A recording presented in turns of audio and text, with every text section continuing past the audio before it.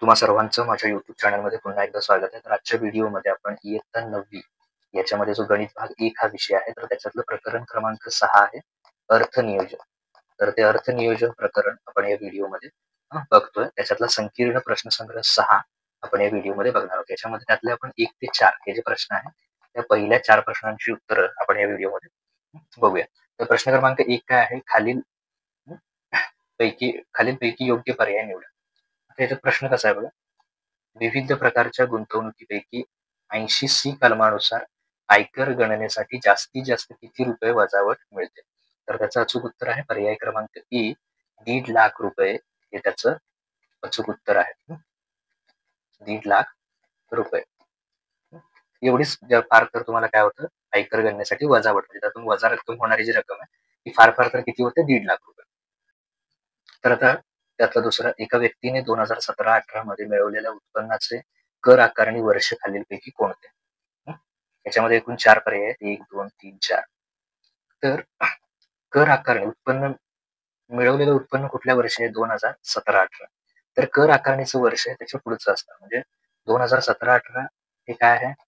त्यानं मिळवलेलं उत्पन्न आहे. त्यामुळे कर आकारणीचं वर्ष त्याच्या पुढचं असणार म्हणजे 18-19 हे त्याचं अचूक उत्तर असणार. म्हणजे कुठला पर्याय बरोबर? पर्याय बी, 2018-19 हे त्याचं कर आकारणीचं काय असणार आहे?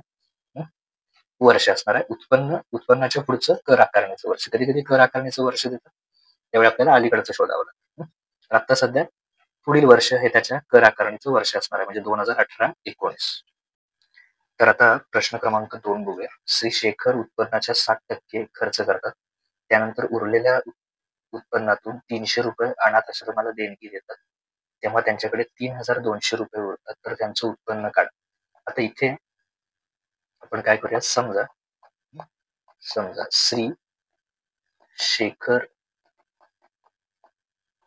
श्री शेखर यांचे उत्पन्न किती मानूया आपण? त्यांचं उत्पन्न बरोबर X रुपये आहे असं मानूया. श्री शेखर यांचं उत्पन्न किती आहे? X रुपये आहे. मग त्यांचा खर्च किती येणार? तर Xच्या जे काही त्यांचं उत्पन्न आहे त्याच्या 60%. आता हे लिहायचं कसं? X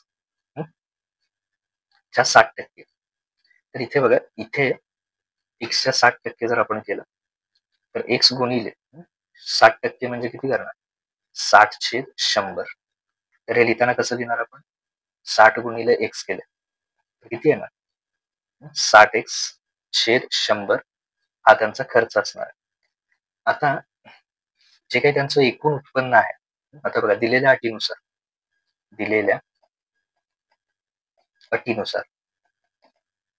असं लिहूया. आता दिलेल्या अटीनुसार त्यांचं एकूण उत्पन्न किती आहे? X. त्यातले खर्च किती झाले? 60x/100. त्याच्यातून आणखीन त्यांनी 300 रुपये कुणाला दिलेले? तर अनाथ आश्रमाला देणगी दिली. त्यामुळे ते 300 तेही त्यातनं वजा करूया. हे सगळे वजा करून त्यांच्याकडे किती उरतात? 3200 रुपये. 3200 रुपये. तर मग आता हे सोडवायला घेऊया. तिथे पहिल्यांदा हे 2 यांची वजाबाकी करूया. त्यासाठी छेद समान करायला पाहिजे. 100 गुणिले X केले किती आले? 100x. पुढचे किती आहेत? वजा 60x. आणि पूर्ण छेद किती ठेवायचा? 100. ओके. हा वजा 300 याच्याकडे येऊन काय होईल? अधिक. म्हणजे 3200 अधिक किती आहे? वजा 300 इकडे येऊन अधिक 300 झाले. मग आता 100 मधून जर 60 वजा केले तर किती येणार? 40x/100 बरोबर इकडे किती होणार? यांची बेरीज 3500. जर का आपल्याला X ची किंमत पाहिजे असेल तर हा जो 40/x आहे, सॉरी 40/100 आहे, तर याला इकडे आणायचं. इथं ऑलरेडी कोण आहे? 3500. तर हे डाव्या बाजूकडून उजव्या बाजूकडे येताना बरोबर चिन्हाचे त्याचा गुणाकार व्यस्त होणार म्हणजे काय? वरती 100 येणार आणि खाली छेदामध्ये कोण येणार? 40. 100/40. आता इथे जर आपण बघितलं तर इथे शून्याला शून्य जाईल. परत इथे जर आपण याला भाग घालवला 3500ला 4 ने जर भाग घालवला तर तो इथे घालूया आपण 3500 भागिले 4. तर किती येणार? 4×7 = 28, 4×8 = 32. 32 म्हणजे 3 उरले, परत 30, 4×7 = 28, उरले 2, 28, 2 उरले आणि परत पुढची शून्य म्हणजे 4×5 = 20. किती आले ते? 800. X बरोबर 875 आणि पुढचे किती आहेत? गुणिले 10. हे हे आपण आता हे आपण फक्त भागाकार केला, कच्चं काम केलं. आता इथे 875 गुणिले 10 म्हणजे 8,750 म्हणून श्री शेखर यांचे उत्पन्न किती येणार आहे? त्यांचं उत्पन्न 8,750 रुपये आहे. ओके, हे त्याचं अचूक उत्तर आहे. तर हे झालं आपल्या दुसऱ्या प्रश्नाचं उत्तर. आता आपण पुढचा तिसरा बघूया. तर आता प्रश्न क्रमांक 3 बघूया. श्री हिरालाल यांनी 2,15,000 रुपये म्युच्युअल फंडामध्ये गुंतवले. त्यांचे 2 वर्षांनी त्यांना 3,05,000 रुपये मिळाले. श्री रमणिकलाल यांनी 1,40,000 रुपये 8% दराने चक्रवाढ व्याजाने 2 वर्षाकरता बँकेत गुंतवले.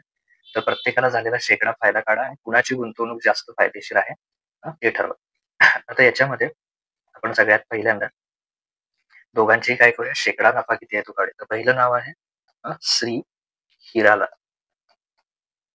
तर त्यांचा आधी आपण नफा काढूया. श्री हिरालाल यांचा नफा कसा काढतो आपण? नफा बरोबर मिळालेली रक्कम वजा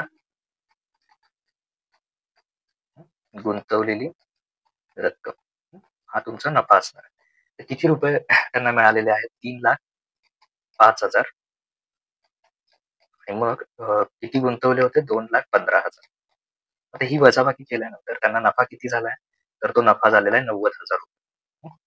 आता याच्यावरून शेकडा नफा काढायचा, म्हणजे टक्केवारी किती नफा येतो तो शोधून काढायचा. आता इथे शेकडा नफा बरोबर, तर शेकडा नफा किती येणार आहे? नफा छेद गुंतवलेली रक्कम गुणिले 100. तर नफा झालेला आहे 90,000, गुंतवलेली रक्कम जी होती ती 2,15,000 गुणिले 100. आता इथे काय होईल? इथल्या 3 शून्याला या 3 शून्य कॅन्सल होतील. आता हे 215 आहे आणि वरती 90 आहे. तर समजा दोघांना आपण काय केलं, तर इथे समजा इथे 5 ने भाग घालवला आपण, तरी ओके 6. ओके, तर इथे 5 ने भाग घालूया आपण. 5 ने भाग घालवल्यानंतर 90 ला जर 5 ने भाग घालवला आपण तर तो किती येणार आहे? 5 के 5 उरले 4, 5 40. तसं इथे 5 ने जर भाग घालवला आपण तर 5 चोक 20, 4 म्हणजे 5 चोक 20, 1 उरले, 5 त्रिक 15. ओके, आता काय काय राहिलं? 18 गुणिले 100 भागिले 43. तर 18 गुणिले 100 केले तर ते किती येणार आहे? 1800. त्याला कितीने भागणार आपण?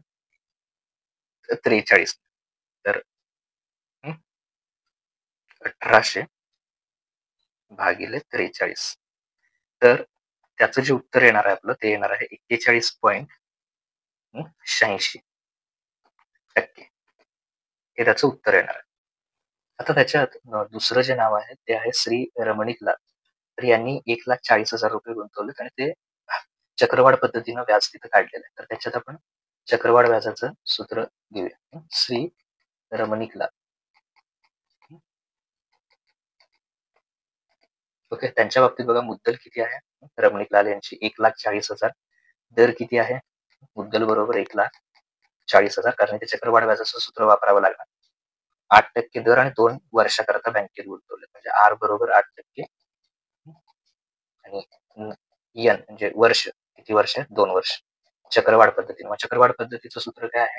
ए बरोबर पी गुणिले 1 अधिक आर छेद 100 त्याचा घातांक किती? एन. याच्यात किमती टाकूया आपण. पी ची किंमत किती ठेवणार? 1,40,000 ओके, गुणिले 1 अधिक आर ची किंमत आहे 8 छेद 100 एन. यांची किंमत किती ठेवणार? 2 वर्ष. आता इथे 1,40,000. आता इथे जर छेद समान करायचा असेल तर काय करणार? 100 आणि तर इथे 100 ला आपण कितीने गुणणार? 1 ने गुणणार. 100 गुणिले 1 आणि त्याच्यामध्ये 8 मिळवायचे, म्हणजे किती येणार? 108 छेद 100. छेद समान करण्यासाठी 100 गुणिले 1 आणि त्याच्यामध्ये 8, 108 येणार. आणि वर्ग असल्यामुळे किती वेळा गुणाकार लिहिणार? 2 वेळा, म्हणजे अनेकदा घेणार. 108 छेद 100. तर इथे 2 शून्याला या 2 शून्य जातील, त्याच्यानंतर या 2 शून्याला या 2 शून्य सुद्धा जातील. म्हणजे काय काय राहील? इथे किती राहील? 14. आणि इकडचा गुणाकार किती पाहिजे आपल्याला? 108. तर त्यासाठी काय करणार, 108 गुणिले 108 केले आपण. तर त्याचं उत्तर येणार आहे 11,664 आणि मग त्याला 14 ने गुणायचं. ए बरोबर किती येणार जर त्याला 14 ने गुणलं, गुणिले 14, 1,63,296. तर हे काय असणार आहे, तुम्हाला मिळालेली म्हणजे मुद्दल तुमची आणि त्याच्यात मिळालेलं व्याज हे दोन्ही मिळून असणार आहे. तर आपल्याला यातलं व्याज किंवा नफा जो आपल्याला आहे तर तो आधी शोधून काढावा लागतो. नफा कसा काढणार, तर ए मधून काय वजा करायचे, पी वजा करायचे, त्यालाच आपण व्याज सुद्धा म्हणतो. तर नफा इथे 1,63,296 मधून पी म्हणजे मुद्दल किती होती, मूळची रक्कम 1,40,000, तर तो वजा करायचा 1,40,000.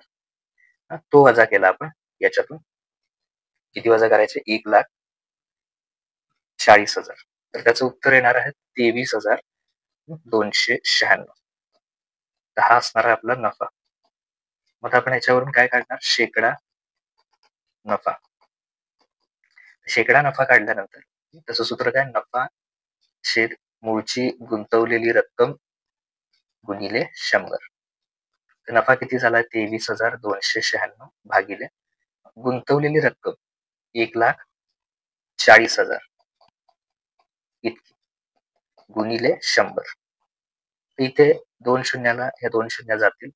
आता त्या गेल्यानंतर ह्या दोघांना सुद्धा म्हणजे वरती सुद्धा आणि इथे जर का या दोघांना आपण 4 ने भाग घालवला, तर 4 ने भाग घालवला किती, भागिले 4 केलं याला. 23,296 ला जर 4 ने भाग घालवला तर त्याचं उत्तर किती येणार आहे, 5,824 वरती. आणि खाली जर आपण 4 ने भाग घालवला म्हणजे 1400ला,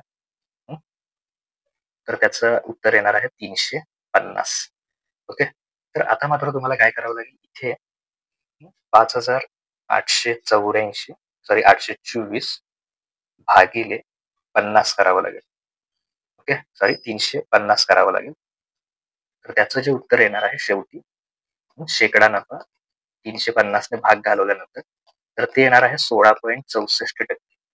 मग आता बघा, पहिल्यांदा आपण कुणाचा नफा काढला, तर श्री हिरालाल त्यांचा नफा किती आलाय, शेकडा नफा 41.86 आणि रमणीकलाल यांचा किती आलाय, तर तो आलेला आहे 16.64. म्हणून कुणाचा नफा किंवा काय प्रश्न विचारला, कोणाची गुंतवणूक अधिक फायदेशीर ठरेल, तर श्री हिरालाल यांची गुंतवणूक, श्री हिरालाल यांची गुंतवणूक फायदेशीर ठरेल. ओके, हे शेवटी उत्तर लिहायचं, श्री हिरालाल यांची गुंतवणूक सर्वात फायदेशीर ठरेल. तर आता प्रश्न क्रमांक 4 बघूया. प्रश्न क्रमांक 4 मध्ये एका बचत खात्यामध्ये वर्षाच्या सुरुवातीला 24,000 रुपये होते, त्यामध्ये 56,000 रुपयांची भर घातली व ती सर्व रक्कम 7.5 दराने चक्रवाढ व्याजाने बँकेत गुंतवली, तर 3 वर्षानंतर एकूण किती रक्कम परत मिळेल हे शोधून काढायचं. आता इथे चक्रवाढ व्याजाचं सूत्र आपल्याला वापरायला लागणार. म्हणजे आपण याच्यामध्ये सुरुवातीला असं लिहूया की पी म्हणजे त्याला आपण मुद्दल असं म्हणतो. तर ती मुद्दल किती होणार आहे, सुरुवातीची किती आहे, 24,000 आणि 24,000 मध्ये आणखीन किती मिळवायचे, 56,000.